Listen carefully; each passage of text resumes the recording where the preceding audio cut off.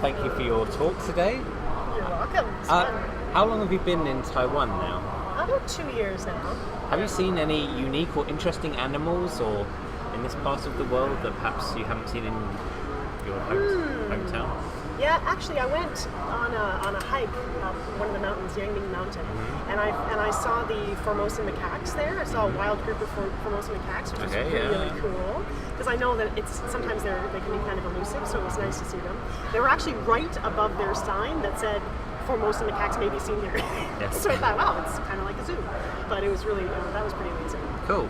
And one of the interesting demonstrations you showed us was about giving animals the ability to act as if they're in their natural environment so that they don't sort of engage in crazy or repetitive behaviour. Right. What can we as pet owners do for our dogs and cats that, I don't know, what's their natural behaviour that we should be simulating for them? Well, it's the same kind of thing. I mean, I have a cat at home that's very needy, and so he's constantly crying out to me to play.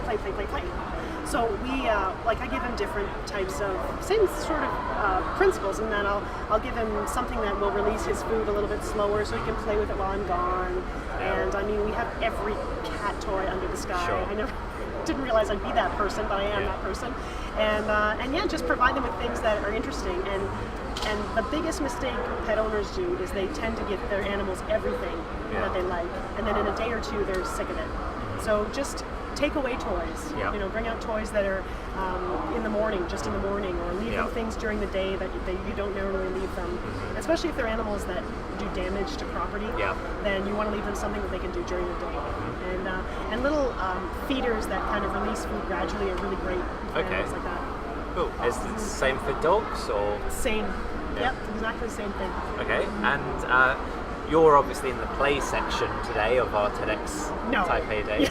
Yes, I was in the play section. Talking about the other sections, unlearn and inspire. What do you think you need to unlearn, or what would you unlearn if you could? Well, I think a really good thing to unlearn is that we don't need to grow up.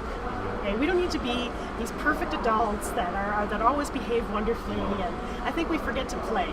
And I think that's something that a lot of adults, they feel they have to act a certain way, and I think it's really important that we all play, because everybody feels good when they do that, and it's a really good bonding for other people. You immediately make connections when you're willing to be a little goofy or have fun. So I think that's one of the main like things. Jason and Kevin. And yes, I was so scared. I didn't know what they were going to make me do. I know them well. I knew they were going to make me do something like that. So yeah, so I thought I would just turn it around on them a bit. They were good sports. Yeah. I don't know them well. They're good at doing that. Yeah. And so, what inspires you then, or who's inspired you to do what you do, or what? Well, actually, to do what I do, when I was growing up, I really didn't know many animal-related things, professions, and so I had a really excellent professor in university, and he was one of my first mentors. And then the Zoo-nutritionist at the Toronto Zoo was another one of my mentors, and they really, really helped me to decide what it was I wanted to do. Right. And so that was really my inspiration for going into zoo nutrition. But I mean, there's so much that can inspire you everywhere. Sure. I mean, really, if you're just looking at the beauty or looking for something inspirational, you'll find it everywhere. So I think Was there anything in particular that brought you into the world of animals in the first place? Whether it's something in childhood or otherwise that you've ever identified? Might be something I'm blocking out. I don't think there's anything in particular. I just always had, people say, well, I've always loved animals. Yeah. Well, yeah. I mean, I think I have.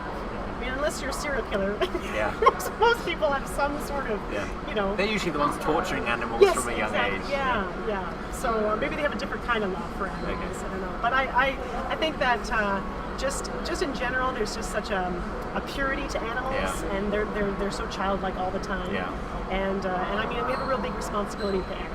And if we're going to take animals to our home or animals into our zoo, then we have a huge responsibility to take care of them and to take care of their natural habitats too. So I think that's kind of where I came from in going into it. Well, thank you for talking to us. You're welcome. Thank you for not making me make any animal calls. Sure, no problem. Have a good day.